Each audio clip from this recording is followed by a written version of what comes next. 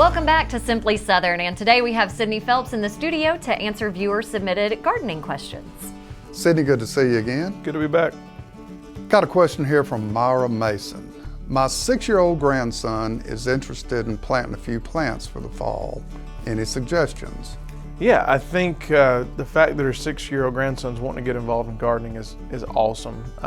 Starting out for fall, I think you've got a couple of different ways to look at this.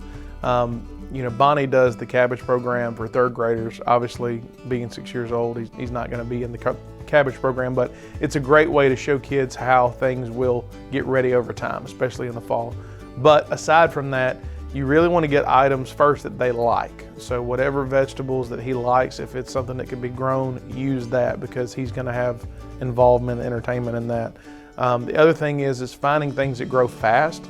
Obviously, an attention span for a 6-year-old or young kids is going to be limited, so things that they can see the results quickly. So I would say lettuces, spinach, arugula. Swiss chard is really cool because it's so many different colors, so that gets them active in that. But you can do all the traditional cool season veggies, depending on how big you want to do this. If you want to do a small container, I used to do things with my nephews of a salad garden. So they'd have a broccoli, lettuce, arugula, all the different things you'd put in a salad in a container, and it was theirs. They owned it. So something like that would be cool.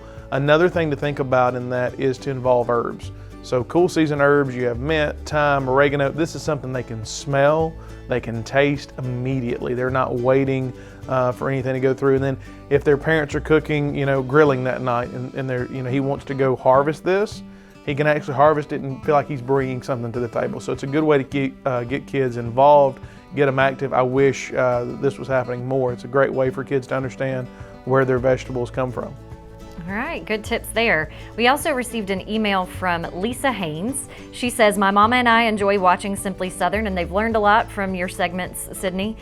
Could you tell them how to care for their raspberry and strawberry plants?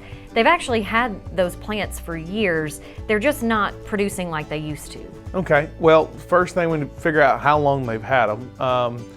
When you're dealing with strawberries, raspberries especially, raspberries basically become like a shrub. They can get to the point where they overcrowd the root system. Think about a hosta or something like that. You have to come through and you have to split them up. So basically they just overcrowded. The roots don't breathe, they don't move, they kind of get stagnant and they just don't produce.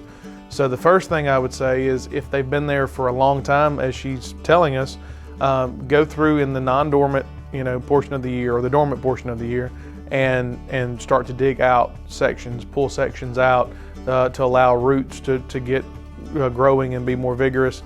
You give them to neighbors, especially raspberry bushes. The other thing is looking at how you're feeding the plant. So make sure that you're using a good fertilizer. Check the soil test around the area.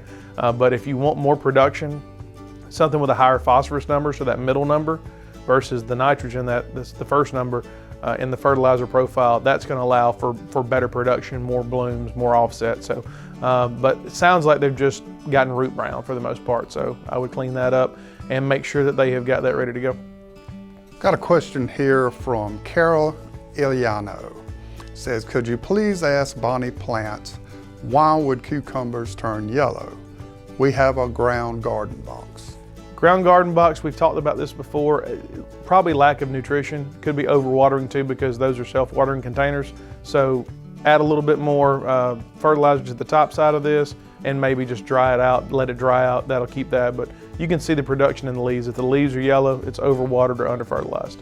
Sidney, thank you so much for joining us today. It's always a pleasure to have you in the studio. You can find Bonnie plants at your local Alabama Farmers Cooperative stores. Visit alafarm.com to find a location near you.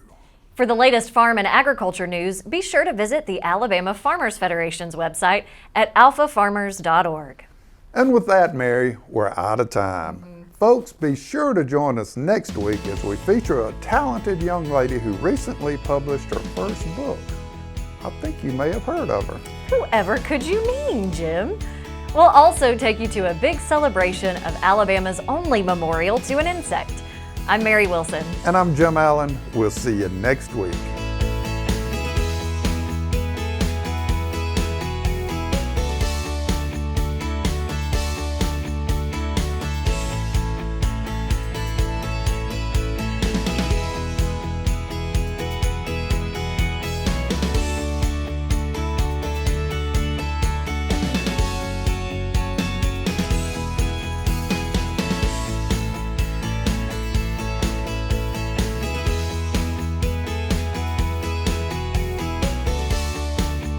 Simply Southern is a production of the Alabama Farmers Cooperative and the Alabama Farmers Federation.